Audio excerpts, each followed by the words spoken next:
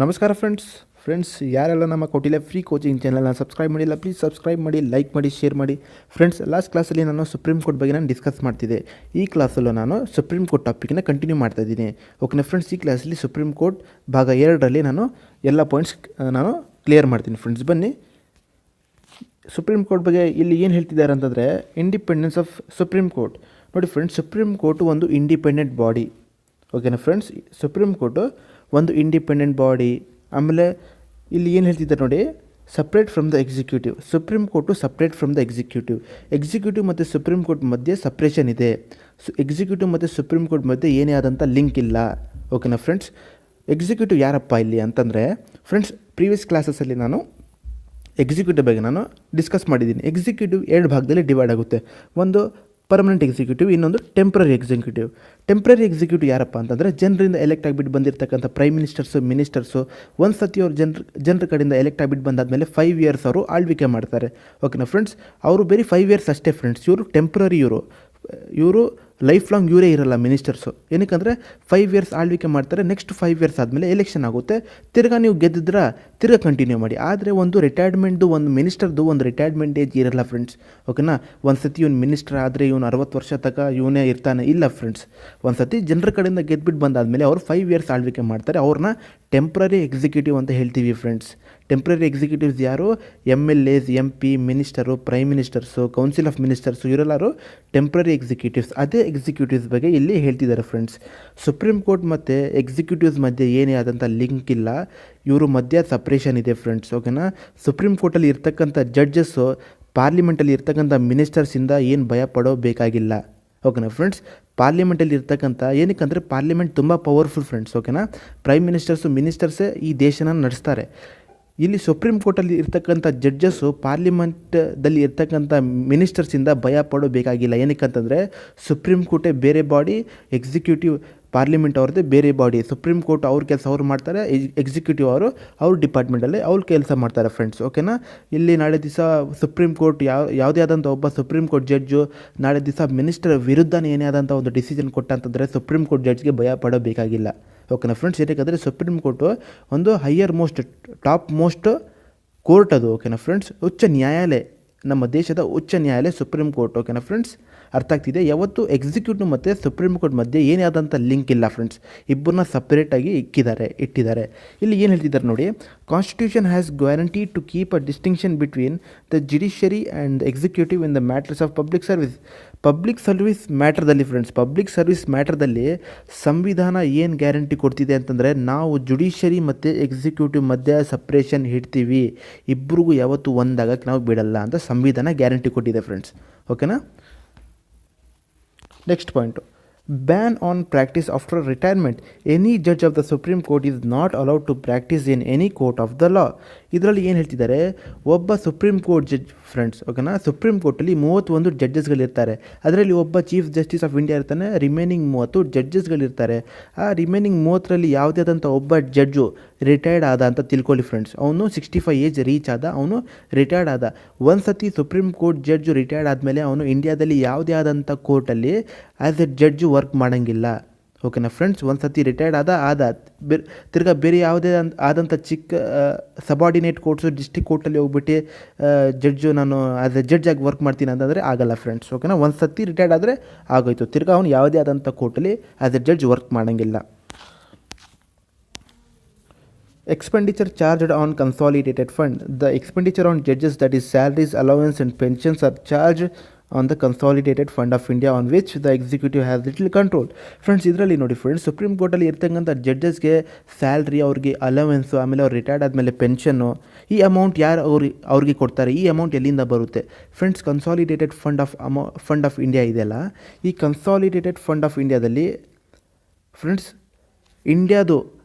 ಇಂಡಿಯಾದಲ್ಲಿ ಇರ್ತಕ್ಕಂಥ ಪ್ರತಿಯೊಬ್ಬ ಭಾರತ ನಾಗರಿಕ ಏನೇ ಆದಂಥ ಒಂದು ಪ್ರಾಡಕ್ಟ್ ಅವನು ಪರ್ಚೇಸ್ ಮಾಡಬೇಕಂತಂದರೆ, ಆ ಪ್ರಾಡಕ್ಟಿಂದ ಅವನು ಟ್ಯಾಕ್ಸ್ ಕಟ್ತಾನೆ.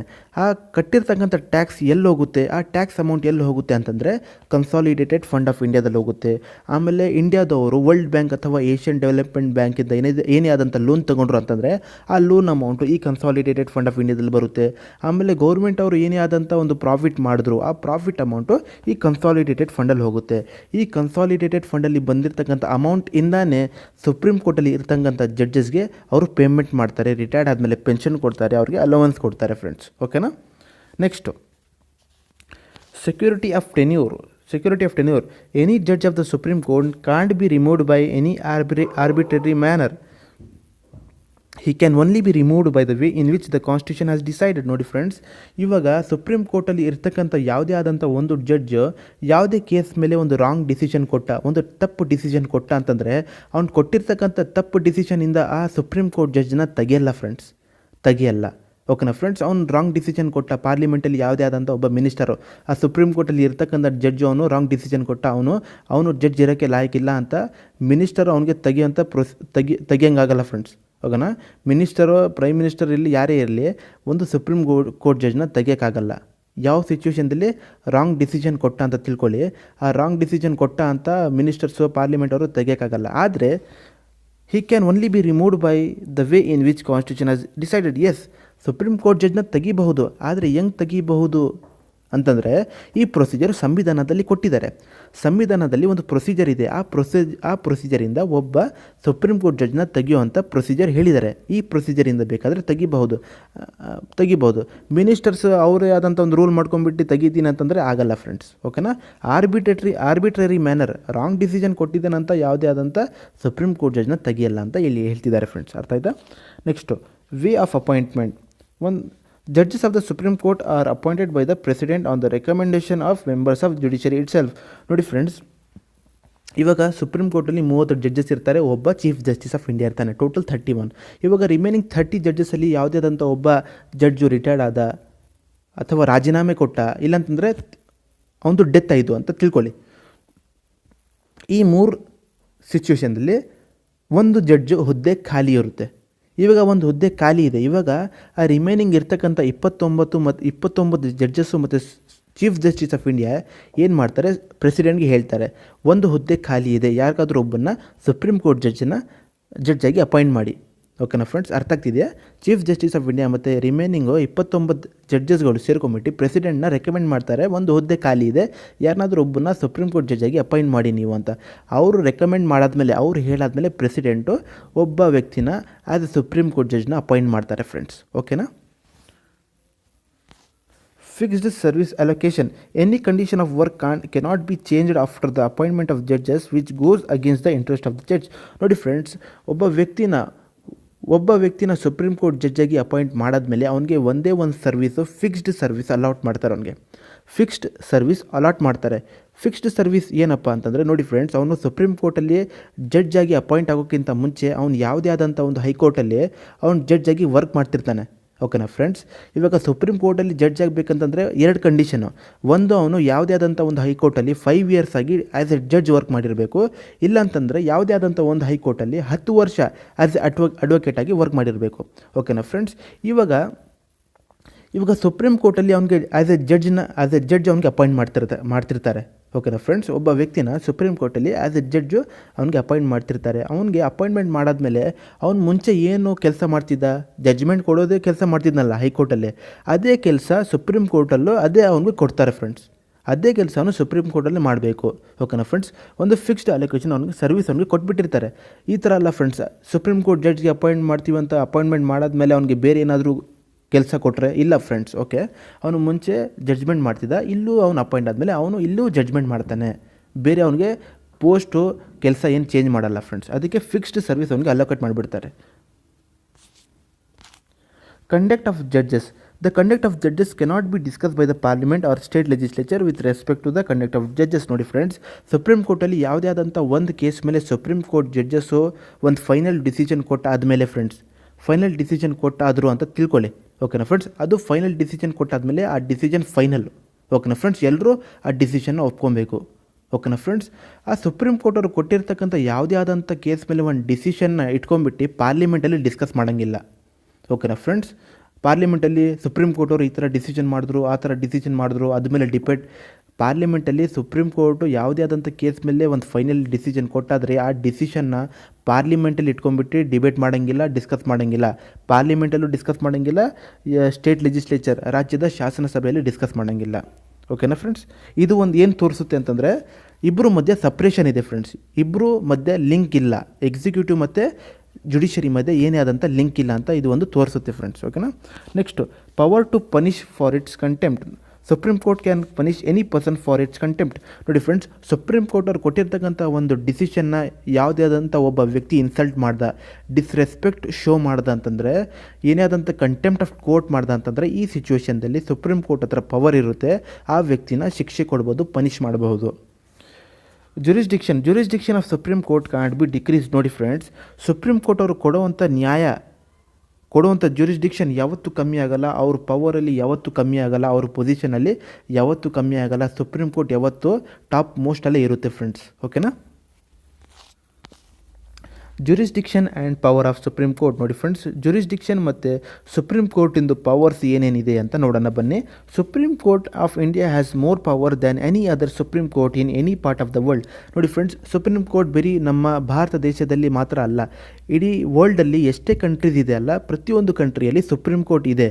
ಆದರೆ ಇದರಲ್ಲಿ ಏನು ಹೇಳ್ತಿದ್ದಾರೆ ಫ್ರೆಂಡ್ಸ್, ಇಡೀ ವರ್ಲ್ಡಲ್ಲಿ ಎಷ್ಟೇ ಸುಪ್ರೀಂ ಕೋರ್ಟ್ ಇದೆಯಲ್ಲ, ಆ ಎಲ್ಲ ಸುಪ್ರೀಂ ಕೋರ್ಟಿಂದ ನಮ್ಮ ಇಂಡಿಯಾದಲ್ಲಿ ಇರ್ತಕ್ಕಂಥ ಸುಪ್ರೀಂ ಕೋರ್ಟ್ ಹತ್ರ ತುಂಬ ಪವರ್ ಇದೆ ಫ್ರೆಂಡ್ಸ್. ನಮ್ಮ ಇಂಡಿಯಾದಲ್ಲಿ ಇರ್ತಕ್ಕಂಥ ಸುಪ್ರೀಂ ಕೋರ್ಟ್ ಹತ್ರ ಎಷ್ಟು ಪವರ್ ಇದೆ ಅಂತಂದರೆ, ಈ ಥರ ಪವರು ಬೇರೆ ದೇಶದಲ್ಲಿ ಇರ್ತಕ್ಕಂಥ ಸುಪ್ರೀಂ ಕೋರ್ಟ್ ಹತ್ರನೂ ಇಲ್ಲ. ಓಕೆನಾ ಫ್ರೆಂಡ್ಸ್? ಅದೇ ಹೇಳ್ತಿದ್ದಾರೆ ಈ ಫಸ್ಟ್ ಪಾಯಿಂಟಲ್ಲಿ. Second point, it is not only a federal court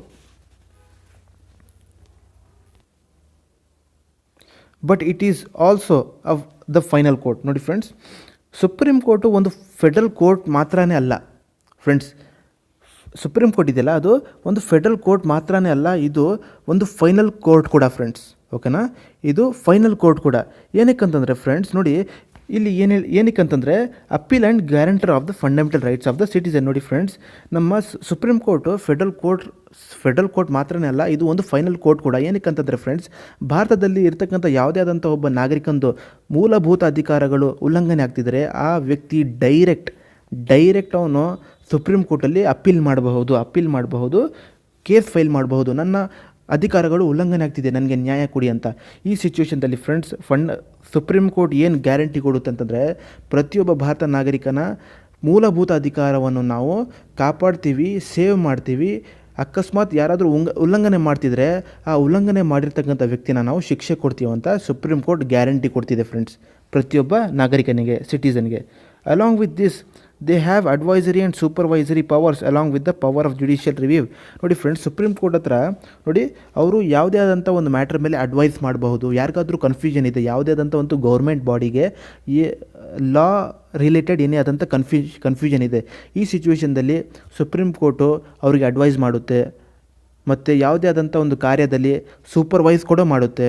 ಆಮೇಲೆ ಜುಡಿಷಿಯಲ್ ರಿವ್ಯೂ, ಅವ್ರ ಹತ್ರ ಒಂದು ಪವರ್ ಆಫ್ ಜುಡಿಷಿಯಲ್ ರಿವ್ಯೂ ಇದೆ. ಈ ಜುಡಿಷಿಯಲ್ ರಿವ್ಯೂ ಏನಪ್ಪ ಅಂತಂದರೆ ಫ್ರೆಂಡ್ಸ್, ಕೇಂದ್ರ ಸರ್ಕಾರ ಇರಲಿ, ರಾಜ್ಯ ಸರ್ಕಾರ ಇರಲಿ, ಯಾವುದೇ ಆದಂಥ ಕೇಂದ್ರ ಸರ್ಕಾರ ಇರಲಿ, ರಾಜ್ಯ ಸರ್ಕಾರದವರು ಇರಲಿ, ಅವರು ಯಾವುದೇ ಆದಂಥ ಒಂದು ಹೊಸ ಪಾಲಿಸಿ ಮಾಡಿದ್ರು, ಕಾನೂನು ಮಾಡಿದ್ರು ಅಂತ ತಿಳ್ಕೊಳ್ಳಿ, ಅದು ಎಲ್ಲ ಇಡೀ ದೇಶ ಮೇಲೆ ಇಂಪೋಸ್ ಆಗೋಕ್ಕಿಂತ ಮುಂಚೆ ಅದು ಫಸ್ಟು ಜುಡಿಷಿಯಲ್ ರಿವ್ಯೂ ಹತ್ರ ಹೋಗುತ್ತೆ ಫ್ರೆಂಡ್ಸ್.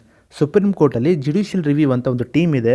ಕೇಂದ್ರ ಸರ್ಕಾರ ಮತ್ತು ರಾಜ್ಯ ಸರ್ಕಾರದವ್ರು ಮಾಡಿರ್ತಕ್ಕಂಥ ಹೊಸ ಕಾನೂನು ಪಾಲಿಸಿ ಅದು ದೇಶದಲ್ಲಿ ಇಂಪೋಸ್ ಆಗೋಕ್ಕಿಂತ ಮುಂಚೆ ಫಸ್ಟು ಜುಡಿಷಿಯಲ್ ರಿವ್ಯೂಗೆ ಹೋಗುತ್ತೆ. ಅದು ಅಲ್ಲಿ ಜುಡಿಷಿಯಲ್ ರಿವ್ಯೂ ಟೀಮು ಆ ಮಾಡಿರ್ತಕ್ಕಂಥ ಕಾನೂನು ಮೇಲೆ ಇನ್ವೆಸ್ಟಿಗೇಷನ್ ಮಾಡ್ತಾರೆ, ರಿಸರ್ಚ್ ಮಾಡ್ತಾರೆ. ಅವರು ಮಾಡಿರ್ತಕ್ಕಂಥ ಕಾನೂನು ಸಂವಿಧಾನ ವಿರುದ್ಧ ಇದೆಯಾ, ಇಲ್ಲಾಂತಂದರೆ ಸಂವಿಧಾನಕ್ಕಿಂತ ಮೇಲೆ ಹೋಗ್ಬಿಟ್ಟು ಇವ್ರದ್ದೇ ಆದಂಥ ಸ್ವಂತ ರೂಲ್ ಕಾನೂನು ಏನಾದರೂ ಮಾಡಿದಾರಾ ಅಂತ ಜುಡಿಷಿಯಲ್ ರಿವ್ಯೂ ಟೀಮು ಸುಪ್ರೀಂ ಕೋರ್ಟಲ್ಲಿ ಇನ್ವೆಸ್ಟಿಗೇಟ್ ಮಾಡ್ತಾರೆ. ಅವ್ರಿಗೇನಾದರೂ ಓಕೆ ಇದು ಸಂವಿಧಾನ ವಿರುದ್ಧ ಇಲ್ಲ, ಓಕೆ ಇದನ್ನು ನಾವು ಓಕೆ ಮಾಡೋಣ ಅಂತ ಜುಡಿಷಿಯಲ್ ರಿವ್ಯೂ ಟೀಮ್ ಅವರು ಓಕೆ ಮಾಡಾದ್ಮೇಲೆ ಆ ಪಾಲಿಸಿ ಓಕೆ ಆಗುತ್ತೆ ಫ್ರೆಂಡ್ಸ್. ಇವರು ಓಕೆ ಮಾಡಾದ್ಮೇಲೆ ಮಿನಿಸ್ಟರ್ಸು ಟಿ ವಿ ಮುಂದೆ ಬಂದುಬಿಟ್ಟು ನಾವು ಈ ಹೊಸ ಕಾನೂನು ತೊಗೊಂಬಂದಿದ್ದೀವಿ, ಹೊಸ ಪಾಲಿಸಿ ತೊಗೊಂಬಂದಿದ್ದೀವಿ ಅಂತ ಆಮೇಲೆ ಇಡೀ ದೇಶ ಮೇಲೆ ಇಂಪ್ಲಿಮೆಂಟ್ ಆಗುತ್ತೆ ಫ್ರೆಂಡ್ಸ್. ಓಕೆನಾ? ಇದು ಒಂದು ಸುಪ್ರೀಂ ಕೋರ್ಟ್ ಹತ್ರ ಒಂದು ಪವರ್ ಇದೆ friends. Jurisdiction and powers of supreme court can be classified into following types.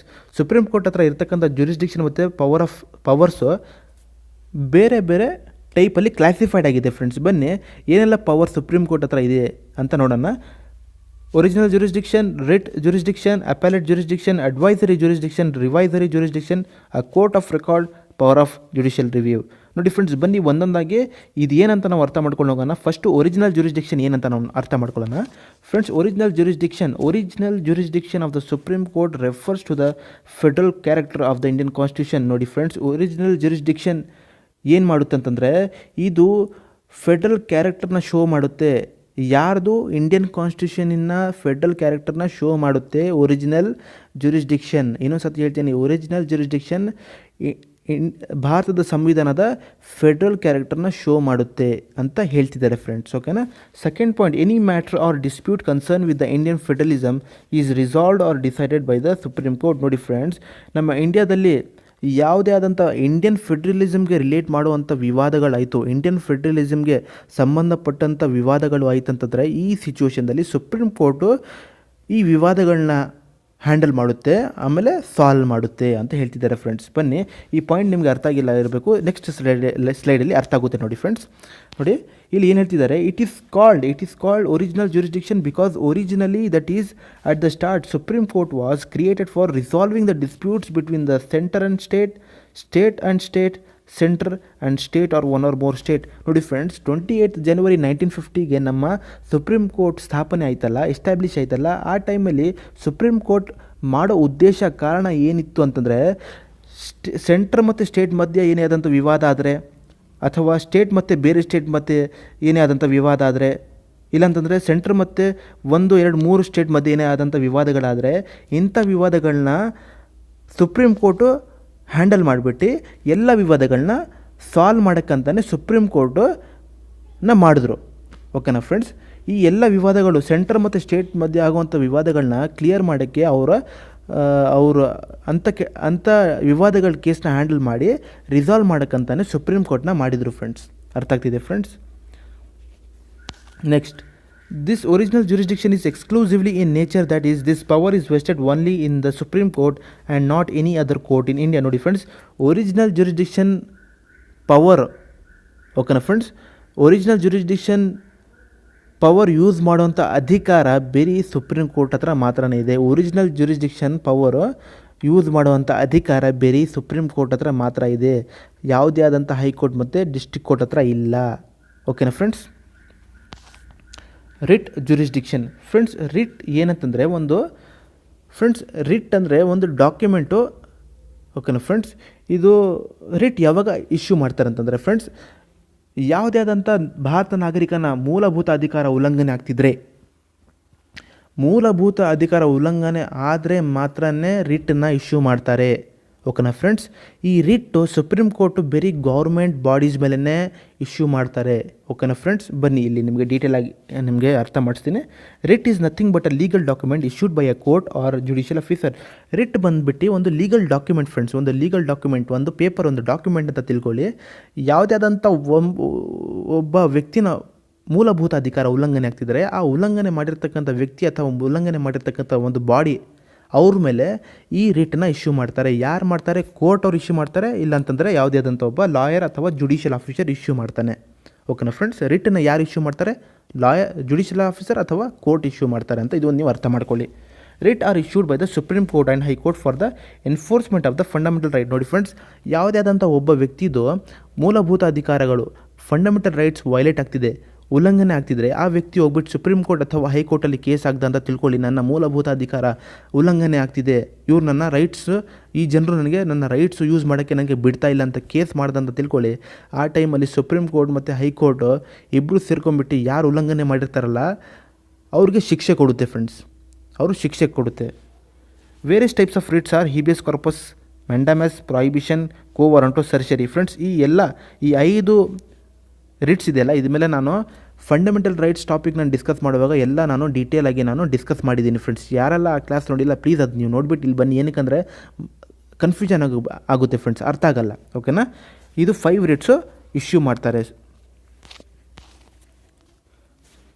Supreme Court can issue writs only in case of violation of fundamental rights and not any other law, while High Court can issue writs even in the case of other law. ನೋಡಿ friends, ಇಲ್ಲಿ ನೋಡಿ supreme court ರಿಟ್ಸು issue ಮಾಡ್ತಾರೆ ಯಾವಾಗ ಯಾವುದೇ ಆದಂಥ ಒಬ್ಬ ವ್ಯಕ್ತಿದು ಉಲ್ಲಂಘನೆ ಆಗ್ತಿದೆ, ಯಾವುದೇ ಆದಂಥ ಒಬ್ಬ ವ್ಯಕ್ತಿಯ ಮೂಲಭೂತ ಅಧಿಕಾರ ಉಲ್ಲಂಘನೆ ಆಗ್ತಿದ್ರೆ ಈ ಸಿಚುವೇಷನ್ದಲ್ಲಿ supreme court fundamental rights violate ಆದರೆ ಮಾತ್ರನೇ ರಿಟ್ನ ಇಶ್ಯೂ ಮಾಡ್ತಾರೆ. ಓಕೆನಾ ಫ್ರೆಂಡ್ಸ್, ಸುಪ್ರೀಂ ಕೋರ್ಟರು ರಿಟ್ ಯಾವಾಗ ಇಶ್ಯೂ ಮಾಡ್ತಾರೆ ಅಂತಂದರೆ ಫಂಡಮೆಂಟಲ್ ರೈಟ್ಸ್ ಯಾರದೇ ಆದಂಥ ಒಬ್ಬ ವ್ಯಕ್ತಿದು ಫಂಡಮೆಂಟಲ್ ರೈಟ್ ಉಲ್ಲಂಘನೆ ಆಗ್ತಿದ್ರೆ ಆ ಸ್ಥಿತಿಯಲ್ಲಿ ಆ ಸಿಚುವೇಷನ್ದಲ್ಲಿ ಸುಪ್ರೀಂ ಕೋರ್ಟು ಆ ಕೇಸ್ಗೆ ಮಾತ್ರನೇ ರಿಟ್ ಇಶ್ಯೂ ಮಾಡ್ತಾರೆ. ಆದರೆ ಹೈಕೋರ್ಟು ಮೂಲಭೂತ ಅಧಿಕಾರ ಉಲ್ಲಂಘನೆ ಆದ್ರೂ ರಿಟ್ನ ಇಶ್ಯೂ ಮಾಡ್ತಾರೆ, ಅಥವಾ ಬೇರೆ ಯಾವುದೇ ಆದಂಥ ಕೇಸ್ ಇರಲಿ ಆ ಕೇಸ್ಗೂ ರಿಟ್ ಇಶ್ಯೂ ಮಾಡ್ತಾರೆ. ಇಲ್ಲಿ ಸ್ವಲ್ಪ ಹೈಕೋರ್ಟ್ ಹತ್ರ ಸುಪ್ರೀಂ ಕೋರ್ಟ್ಗಿಂತ ಜಾಸ್ತಿ ಪವರ್ ಇದೆ.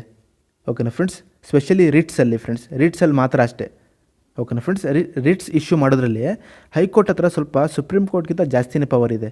ಏನಕ್ಕೆ ಸುಪ್ರೀಂ ಕೋರ್ಟ್ ಬರೀ ಮೂಲಭೂತ ಅಧಿಕಾರ ಉಲ್ಲಂಘನೆ ಆದ್ರೇ ಮಾತ್ರ ರಿಟ್ ಇಶ್ಯೂ ಮಾಡ್ತಾರೆ. ಆದರೆ ಹೈಕೋರ್ಟು ಮೂಲಭೂತ ಅಧಿಕಾರ ಉಲ್ಲಂಘನೆ ಆದರೂ ಇಶ್ಯೂ ಮಾಡ್ತಾರೆ, ಬೇರೆ ಯಾವುದೇ ಆದಂಥ ಕೇಸ್ ಇದ್ರೂ ಇಶ್ಯೂ ಮಾಡ್ತಾರೆ ಅಂತ ಹೇಳ್ತಿದ್ದಾರೆ ಫ್ರೆಂಡ್ಸ್. ಓಕೆನಾ, ಬನ್ನಿ friends, appellate and advisory jurisdiction. Friends, ಇದರಲ್ಲಿ ಏನಂತಂದರೆ appellate jurisdiction is the method by which any person by use of it can appeal to the higher court of law if is not satisfied with the decision of the lower court. ಇದರ ಅರ್ಥ ಏನಂತಂದರೆ friends, ಒಬ್ಬ ವ್ಯಕ್ತಿ district ಕೋರ್ಟಲ್ಲಿ ಅವ್ನು case file ಮಾಡ್ದ. ಅಲ್ಲಿ ಏನಾಯಿತು ಫ್ರೆಂಡ್ಸ್, ಆ ಡಿಸ್ಟ್ರಿಕ್ಟ್ ಕೋರ್ಟ್ ಅವರು ರಾಂಗ್ ಡಿಸಿಷನ್ ಕೊಟ್ಬಿಟ್ರು ಆ ವ್ಯಕ್ತಿಗೆ, ಅವನ ಜೊತೆ ಅನ್ಯಾಯ ಆಯಿತು. ಇವಾಗ ಈ ಅನ್ಯಾಯ ಆಗಿರ್ತಕ್ಕಂಥ ವ್ಯಕ್ತಿ ಹೈಕೋರ್ಟ್ಗೆ ಹೋಗ್ತಾನೆ. ಡಿಸ್ಟ್ರಿಕ್ಟ್ ಕೋರ್ಟಲ್ಲಿ ನಾನು ಕೇಸ್ ಫೈಲ್ ಮಾಡಿದೆ, ಅವರು ನನ್ನ ಫೇವರಲ್ಲಿ ಪರ ರಾಂಗ್ ಡಿಸಿಷನ್ ಕೊಟ್ಟಿದ್ದಾರೆ, ನನಗೆ ಅನ್ಯಾಯ ಆಗಿದೆ. ಓಕೆನಾ ಫ್ರೆಂಡ್ಸ್, ಈ ಸಿಚುವೇಷನ್ದಲ್ಲಿ ಆ ವ್ಯಕ್ತಿ ಹೈಕೋರ್ಟಲ್ಲಿ ಹೋಗ್ಬಿಟ್ಟು ಅಪೀಲ್ ಮಾಡಬಹುದು. ಹೈಕೋರ್ಟಲ್ಲಿ ತಿರ್ಗಿ ಅಪೀಲ್ ಮಾಡ್ಬೋದು, ನನಗೆ ಡಿಸ್ಟ್ರಿಕ್ಟ್ ಕೋರ್ಟಲ್ಲಿ ಅನ್ಯಾಯ ಆಗಿದೆ, ನೀವು ನನಗೆ ನ್ಯಾಯ ಕೊಡಿ ಅಂತ. ಇದಕ್ಕೆ ಅಪ್ಯಾಲೆಟ್ ಜ್ಯೂರಿಸ್ಡಿಕ್ಷನ್ ಅಂತ ಹೇಳ್ತಾರೆ ಫ್ರೆಂಡ್ಸ್. ಒಂದು ಅರ್ಥ ಮಾಡ್ಕೊಳ್ಳಿ, ಲೋವರ್ ಕೋರ್ಟಲ್ಲಿ ಅವನಿಗೆ ಅನ್ಯಾಯ ಸಿಗಲಿಲ್ಲ ಅಂತಂದರೆ ಅವನು ಹೈಕೋರ್ಟ್ಗೆ ಅಪೀಲ್ ಮಾಡಬಹುದು, ಹೈಕೋರ್ಟಲ್ಲಿ ಹೋಗ್ಬಿಟ್ಟು ಅವನು ನ್ಯಾಯ ಕೇಳ್ಬೋದು. ಅದಕ್ಕೆ ಅಪ್ಯಾಲೆಟ್ ಜ್ಯೂರಿಸ್ಡಿಕ್ಷನ್ ಅಂತ ಹೇಳ್ತಾರೆ. But the decision given by supreme court is final in this case and it cannot be challenge anywhere. ನೋಡಿ ಫ್ರೆಂಡ್ಸ್, ಒಬ್ಬ ವ್ಯಕ್ತಿ ಡಿಸ್ಟ್ರಿಕ್ಟ್ ಕೋರ್ಟಲ್ಲಿ ಅವನು ಕೇಸ್ ಮಾಡ್ದ, ಅಲ್ಲಿ ಅವನಿಗೆ ಅನ್ಯಾಯ ಆಯಿತು, ಅವನು ಹೈಕೋರ್ಟ್ನ ಅಪೀಲ್ ಮಾಡ್ತಾನೆ, ಹೈಕೋರ್ಟಲ್ಲಿ ತಿರ್ಗಾ ಕೇಸ್ ಫೈಲ್ ಮಾಡ್ತಾನೆ. ಅಕಸ್ಮಾತ್ ಹೈಕೋರ್ಟಲ್ಲೂ ತಿರ್ಗಾ ಅವ್ನಿಗೆ ಅನ್ಯಾಯ ಆಯಿತು, ರಾಂಗ್ ಡಿಸಿಷನ್ ಕೊಟ್ಟರು, ಆ ವ್ಯಕ್ತಿ ಸುಪ್ರೀಂ ಕೋರ್ಟ್ನ ಅಪೀಲ್ ಮಾಡಬಹುದು. ಓಕೆನಾ ಫ್ರೆಂಡ್ಸ್, ಸುಪ್ರೀಂ ಕೋರ್ಟ್ನ ಅಪೀಲ್ ಮಾಡ್ಬೋದು. ಅಕಸ್ಮಾತ್ ಸುಪ್ರೀಂ ಕೋರ್ಟ್ ಅವರು ಇವನಿಗೆ ರಾಂಗ್ ಡಿಸಿಷನ್ ಕೊಟ್ಟರು ಅಂತ ತಿಳ್ಕೊಂಬೇಡಿ, ಆ ಡಿಸಿಷನ್ ಫೈನಲ್ ಡಿಸಿಷನ್ ಫ್ರೆಂಡ್ಸ್. ಆ ವ್ಯಕ್ತಿ ತಿರ್ಗಾ ನಾನು ಪ್ರೆಸಿಡೆಂಟ್ ಹತ್ರ ಹೋಗ್ತೀನಿ, ಪ್ರೈಮ್ ಮಿನಿಸ್ಟರ್ ಹೋಗ್ತೀನಿ ಅಂದರೂ ಏನೂ ಪ್ರಯೋಜನ ಇಲ್ಲ ಫ್ರೆಂಡ್ಸ್. ಏನಕ್ಕೆ ಸುಪ್ರೀಂ ಕೋರ್ಟ್ ಇದು ಹೈಯರ್ ಮೋಸ್ಟ್ ಕೋರ್ಟ್ ಫ್ರೆಂಡ್ಸ್. ಅದೇ ಲಾಸ್ಟು. ಅಲ್ಲಿ ಅವನಿಗೆ ಅನ್ಯಾಯ ಅಲ್ಲಿ ಅವನಿಗೆ ಒಂದು ರಾಂಗ್ ಡಿಸಿಷನ್ ಸಿಕ್ತು ಅಂತ ತಿಳ್ಕೊಳ್ಳಿ, ಆ ಡಿಸಿಷನ್ ಫೈನಲ್ ಫ್ರೆಂಡ್ಸ್. ಮತ್ತೆ ಆ ಕೇಸ್ನ ಎಲ್ಲೂ ಚಾಲೆಂಜ್ ಮಾಡೋಕ್ಕಾಗಲ್ಲ. ಅರ್ಥ ಆಯ್ತಾ friends? Advisory jurisdiction. This denotes the advisory role played by the supreme Court. Supreme Court is the supreme interpreter of the constitution, hence any advice given by it in terms of law is always correct. ನೋಡಿ friends, ಕಾನ್ಸ್ಟಿಟ್ಯೂಷನಲ್ಲಿ ಸಂವಿಧಾನದಲ್ಲಿ friends ತುಂಬ ಸಂವಿಧಾನ ರಿಲೇಟೆಡೇ ಕೇಸ್ಗಳು ಬರುತ್ತೆ friends. ಅರ್ಥ ಆಗ್ತಿದೆ friends? Fundamental rights ಇದೆಲ್ಲ, ಮುಂಚೆ ಏನಾಗ್ತಿತ್ತು, ಫಂಡಮೆಂಟಲ್ ರೈಟ್ಸಲ್ಲಿ ಕೊಟ್ಟಿರ್ತಕ್ಕಂಥ ಅಧಿಕಾರಗಳ ಉಲ್ಲಂಘನೆ ಆಗ್ತಿದ್ರೆ ಫ್ರೆಂಡ್ಸ್, ಇನ್ನೊಂದ್ಸತಿ ಹೇಳ್ತೀನಿ ನೋಡಿ ಫ್ರೆಂಡ್ಸ್. ಇವಾಗ ಸುಪ್ರೀಂ ಕೋರ್ಟ್ ಹತ್ರ ಏನು ಒಂದು ಪವರ್ ಇದೆ ಅಂತಂದರೆ, ಸಂವಿಧಾನದಲ್ಲಿ ಇರ್ತಕ್ಕಂಥ ಆರ್ಟಿಕಲ್ಸ್ನ ಅವರು ಚೇಂಜ್ ಮಾಡಬಹುದು. ಇದು ಅರ್ಥ ಮಾಡ್ಕೊಳ್ಳಿ. ಯಾರೂ ಸಂವಿಧಾನನ ಇಂಟರ್ಪ್ರೇಟ್ ಮಾಡೋಕ್ಕಾಗಲ್ಲ ಎಕ್ಸೆಪ್ಟ್ ಸುಪ್ರೀಂ ಕೋರ್ಟ್ ಸಂವಿಧಾನನ ಇಂಟರ್ಪ್ರೇಟ್ ಮಾಡಬಹುದು. ಆಮೇಲೆ ಇನ್ನೊಂದು ಏನಂತಂದರೆ, ಸುಪ್ರೀಂ ಕೋರ್ಟ್ ಅವರು ಬೇರೆ ಯಾವುದೇ ಗೌರ್ಮೆಂಟ್ ಬಾಡಿ ಇರಲಿ, ಅವ್ರಿಗೆ ಯಾವುದೇ ಆದಂಥ ಒಂದು ಲೀಗಲ್ ಮ್ಯಾಟ್ರಲ್ಲಿ ಕನ್ಫ್ಯೂಷನ್ ಇದೆಯಾ, ಅಲ್ಲಿ ಅವ್ರಿಗೆ ಏನೇ ಆದಂಥ ಒಂದು ಲಾದಲ್ಲಿ ಏನೋ ಕನ್ಫ್ಯೂಷನ್ ಆಗ್ತಿದೆಯಾ, ಆ ಸಿಚುವೇಷನ್ದಲ್ಲಿ ಸುಪ್ರೀಂ ಕೋರ್ಟ್ ಅವರು ಯಾವುದೇ ಗೌರ್ಮೆಂಟ್ ಬಾಡಿಗೆ ಇರ್ತಕ್ಕಂಥ ಕನ್ಫ್ಯೂಷನ್ನ ಕ್ಲಿಯರ್ ಮಾಡ್ತಾರೆ, ಅಡ್ವೈಸ್ ಮಾಡ್ತಾರೆ, ಸೂಪರ್ವೈಸ್ ಮಾಡ್ತಾರೆ ಫ್ರೆಂಡ್ಸ್ ಸುಪ್ರೀಂ ಕೋರ್ಟ್ ಅವರು. ಓಕೆನಾ ಫ್ರೆಂಡ್ಸ್? ಸುಪ್ರೀಂ ಕೋರ್ಟಲ್ಲಿ ಇರ್ತಕ್ಕಂಥ ಜಡ್ಜಸ್ಸು ಅವ್ರ ಹತ್ರ ಇರ್ತಕ್ಕಂಥ ಕಾನೂನಿಗೆ ಸಂಬಂಧಪಟ್ಟಂಥ ಕನ್ಫ್ಯೂಷನ್ ಇರುತ್ತಾರಲ್ಲ, ಅದು ಸುಪ್ರೀಂ ಕೋರ್ಟ್ ಜಡ್ಜಸ್ಸು ಕ್ಲಿಯರ್ ಮಾಡ್ತಾರೆ ಅಂತ ಹೇಳ್ತಿದ್ದಾರೆ. Next point, President therefore has been given the power under Article 143 to take advice from the Supreme Court on any legal matter. ಇಲ್ಲಿ ನೋಡಿ ಫ್ರೆಂಡ್ಸ್, ಏನು ಹೇಳ್ತಿದ್ದಾರೆ, ಸಂವಿಧಾನದ ಆರ್ಟಿಕಲ್ 143ದಲ್ಲಿ ಪ್ರೆಸಿಡೆಂಟ್ಗೆ ಏನು ಹೇಳ್ತಿದೆ ಅಂತಂದರೆ, ಪ್ರೆಸಿಡೆಂಟ್ ನಿಮಗೆ ಏನೇ ಆದಂಥ ಲೀಗಲ್ ಮ್ಯಾಟ್ರಲ್ಲಿ ಯಾವುದೇ ಆದಂಥ ಒಂದು ಕೇಸಲ್ಲಿ ನಿಮಗೆ ಕನ್ಫ್ಯೂಷನ್ ಇದೆಯಾ, ನೀವು ಸುಪ್ರೀಂ ಕೋರ್ಟಲ್ಲಿ ಇರ್ತಕ್ಕಂಥ ಜಡ್ಜಸ್ ಹತ್ರ ನೀವು ಸಲಹೆ ತಗೊಳ್ಳಿ, ಅಡ್ವೈಸ್ ತಗೊಳ್ಳಿ ಅಂತ ಹೇಳ್ತಿದೆ ಫ್ರೆಂಡ್ಸ್. ಅರ್ಥ ಇದೆಯಾ? ಆರ್ಟಿಕಲ್ 143ಯಲ್ಲಿ ಪ್ರೆಸಿಡೆಂಟು ಸುಪ್ರೀಂ ಕೋರ್ಟ್ ಜಡ್ಜಸ್ನ ಕನ್ಸಲ್ಟ್ ಮಾಡಬಹುದು, ಸಲಹೆ ತಗೊಬಹುದು, ಅಕಸ್ಮಾತ್ ಅವನಿಗೆ ಯಾವುದೇ ಆದಂಥ ಒಂದು ಮ್ಯಾಟ್ರಲ್ಲಿ ಕನ್ಫ್ಯೂಷನ್ ಇದ್ದರೆ. ರಿವೈಸರಿ ಜ್ಯೂರಿಸ್ಡಿಕ್ಷನ್ ನೋಡಿ ಫ್ರೆಂಡ್ಸ್, ಇದರಲ್ಲಿ ಏನು ಹೇಳ್ತಿದ್ದಾರೆ, the legal position in this country is that the lower courts are bound to follow the judgment of the supreme court, but the supreme court itself not bound by its on own judgment, it can make necessary changes according to the changing time and circumstances. Friends, revisory jurisdiction ಏನಂತಂದರೆ friends, ಒಬ್ಬ ವ್ಯಕ್ತಿ district ಕೋರ್ಟಲ್ಲಿ ಅವನು case file ಮಾಡ್ದ. ಓಕೆನಾ friends, ಇವಾಗ ಇಲ್ಲಿ ಏನಾಗುತ್ತೆ, ಡಿಸ್ಟ್ರಿಕ್ಟ್ ಕೋರ್ಟ್ ಅವರು ರಾಂಗ್ ಡಿಸಿಷನ್ ಕೊಟ್ಬಿಟ್ರು, ಇವನಿಗೆ ನ್ಯಾಯ ಕೊಡಲಿಲ್ಲ, ಅನ್ಯಾಯ ಆಯಿತು, ರಾಂಗ್ ಡಿಸಿಷನ್ ಕೊಟ್ಟರು. ಇವಾಗ ಏನು ಮಾಡ್ತಾನೆ, ಇವನು ಹೈಕೋರ್ಟ್ಗೆ ಅಪೀಲ್ ಮಾಡ್ತಾನೆ ಫ್ರೆಂಡ್ಸ್. ಓಕೆನಾ, ಹೈಕೋರ್ಟ್ಗೆ ಅಪೀಲ್ ಮಾಡ್ತಾನೆ, ಅದು ಅಪೈಲೇಟ್ ಜ್ಯೂರಿಸ್ಡಿಕ್ಷನ್ ಆಯಿತು. ಓಕೆನಾ ಫ್ರೆಂಡ್ಸ್, ಅವನು ಅಪೀಲ್ ಮಾಡ್ತಾನೆ ಹೈಕೋರ್ಟಲ್ಲಿ ತಿರ್ಗಾ ಕೇಸ್ ಫೈಲ್ ಮಾಡ್ತಾನೆ. ಇವಾಗ ಹೈಕೋರ್ಟ್ ಅವ್ರಿಗೆ ಏನು ಗೊತ್ತಾಯಿತು, ಈ ಲೋವರ್ ಕೋರ್ಟ್, ಈ ಡಿಸ್ಟ್ರಿಕ್ಟ್ ಕೋರ್ಟ್ ಅವರು ಇವನ್ ಕೇಸ್ ಮೇಲೆ ರಾಂಗ್ ಡಿಸಿಷನ್ ಕೊಟ್ಬಿಟ್ಟಿದ್ದಾರೆ. ಹೈಕೋರ್ಟ್ ಅವ್ರಿಗೆ ಗೊತ್ತಾಗುತ್ತೆ. ಇವಾಗ ಹೈಕೋರ್ಟ್ ಅವ್ರು ಏನು ಮಾಡ್ತಾರೆ, ಡಿಸ್ಟ್ರಿಕ್ಟ್ ಕೋರ್ಟ್ ಅವರು ಕೊಟ್ಟಿರ್ತಕ್ಕಂಥ ಡಿಸಿಷನ್ನ ಕ್ಯಾನ್ಸಲ್ ಮಾಡಿಬಿಟ್ಟು ಹೈಕೋರ್ಟ್ ಅವರು ಅವ್ರದ್ದೇ ಆದಂಥ ಹೊಸ ಡಿಸಿಷನ್ ಕೊಡ್ತಾರೆ ಫ್ರೆಂಡ್ಸ್. ಇದಕ್ಕೆ ರಿವೈಸರಿ ಜ್ಯೂರಿಸ್ಡಿಕ್ಷನ್ ಅಂತ ಹೇಳ್ತಾರೆ.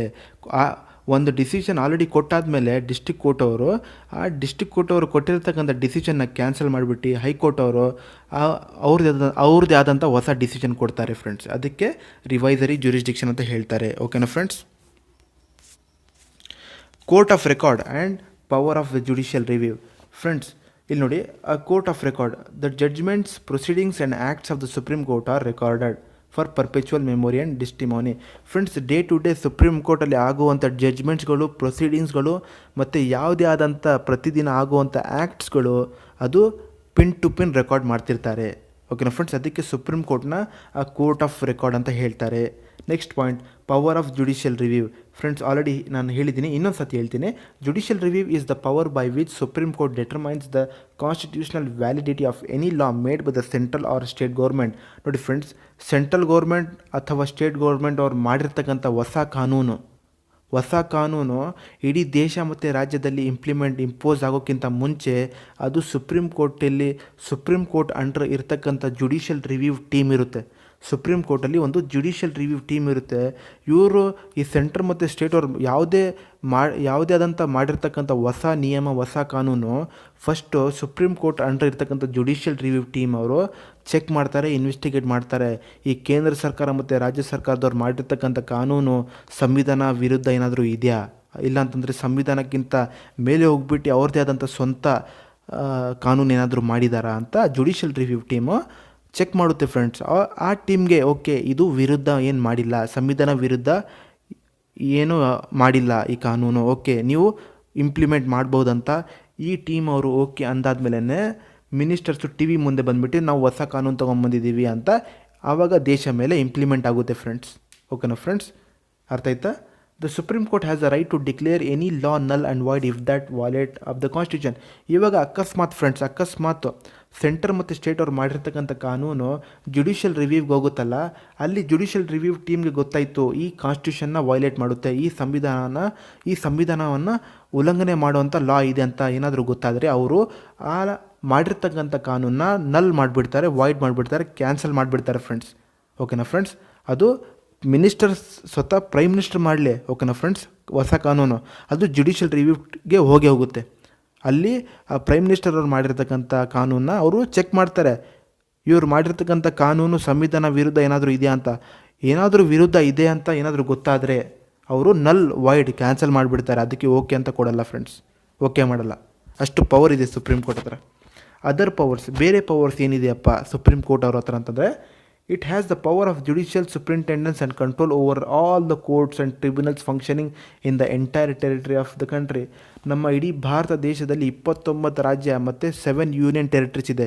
ಈ 7 ಯೂನಿಯನ್ ಟೆರಿಟರೀಸ್ ಮತ್ತು 29 ರಾಜ್ಯದಲ್ಲಿ ಎಷ್ಟೇ ಕೋರ್ಟ್ಗಳಿದೆಯಲ್ಲ, ಸಾರಿ ಫ್ರೆಂಡ್ಸ್,